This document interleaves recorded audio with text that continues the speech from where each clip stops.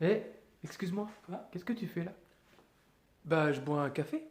T'es pas au courant que le café augmente les saignements et donc empêche la croissance de tes greffons? Bah oui, fais attention. Mmh. Ah. En plus, il est dégueulasse. Bon, je vais suivre ton conseil. Merci.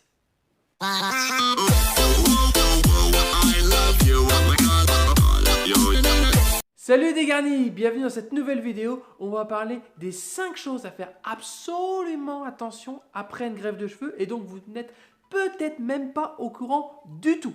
Donc nous allons parler dans cette vidéo de café, nous allons également parler d'alcool, nous allons aussi parler de sport, également de tabac et pour finir, la cerise sur le gâteau, nous allons parler de sexe. Il y en a déjà, je sens, qui se frottent les mimines, qui se disent ouh, fais-moi voir la partie où on parle de sexe. Sex! Yes! Mais ça, les gars, ou les filles, c'est à la fin de la vidéo. Alors restez bien jusqu'au bout. Ok. Allez, on commence tout de suite avec la partie sur le café.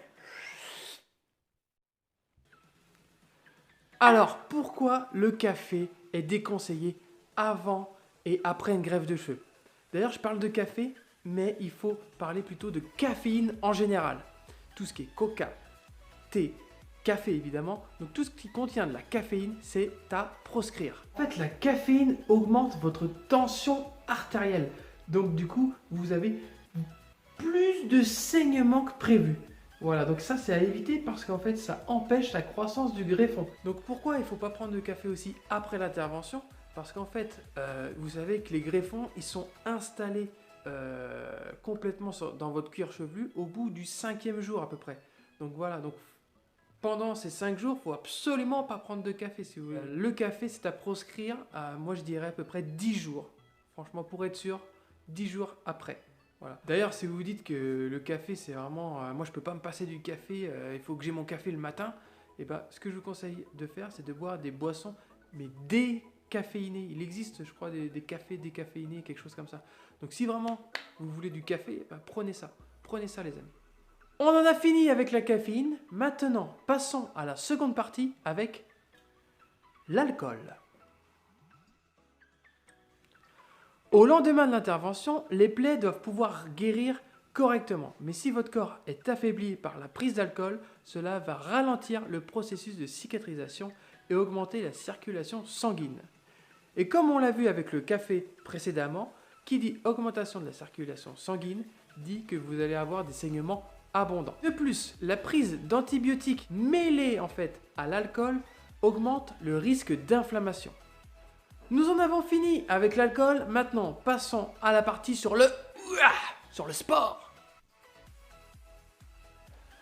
Ah, le sport. Et oui, pas toujours évident d'arrêter le sport, surtout pour un sportif ou une sportive.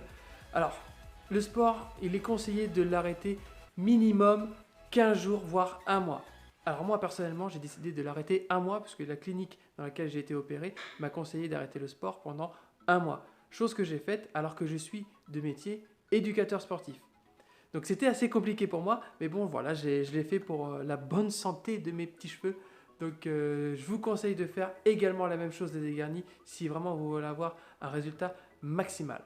Alors pourquoi faut-il éviter de faire du sport après une greffe de cheveux? Tout d'abord, il faut éviter de transpirer. Pourquoi? Parce que du coup la transpiration augmente le risque d'infection. Ensuite, cela augmente la pression sanguine qui peut faire éjecter les greffons. Alors pour ceux qui font des sports de contact, donc sport de contact, sport de combat bien sûr, mais aussi les footeux, les basketteurs, là, ce que je vais vous dire, ça ne va pas vous faire plaisir. Il va falloir arrêter le sport pendant au moins 3 mois. Pourquoi 3 mois? Parce qu'en fait, par exemple, je prends l'exemple du foot. Imaginons, tac, il y a un ballon qui arrive au centre. Et là, vous claquez une tête. Et là, vous marquez au fond des filets. Mais au fond des filets, il va y avoir le ballon avec au moins 3-4 greffons collés dessus.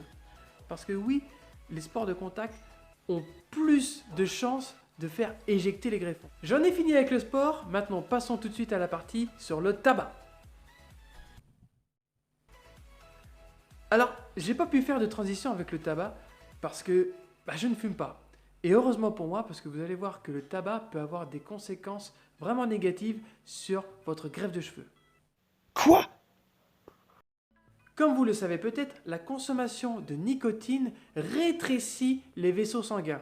Du coup, qui dit rétrécissement des vaisseaux sanguins, dit qu'en fait, il n'y aura pas assez de flux sanguin pour alimenter vos greffons, ce qui va pouvoir retarder en fait la croissance de ces derniers. Ils manqueront d'oxygène, donc les follicules ne pourront pas se développer correctement et même certains ne pourront jamais se développer car ils sont en manque d'oxygène dû au rétrécissement des vaisseaux sanguins. Alors voilà, j'ai déjà fini avec le tabac, donc maintenant nous allons passer à la partie la partie in, la partie coquine. Nous allons parler de sexe. C'est parti. Yes!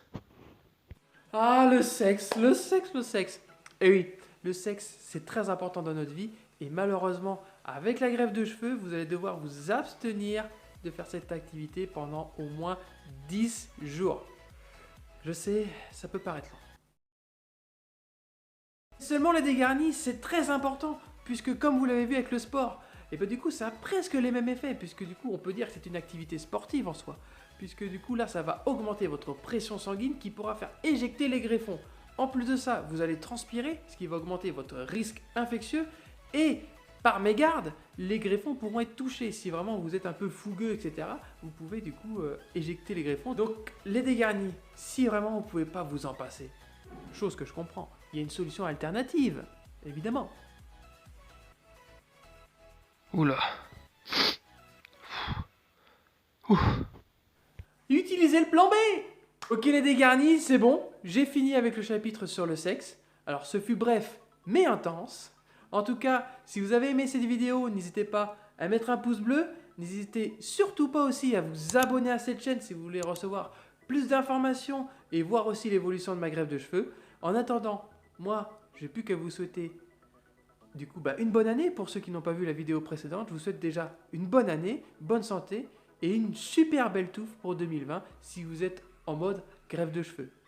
Allez les dégarnis, je vous souhaite de passer une agréable journée et à bientôt. Ciao. I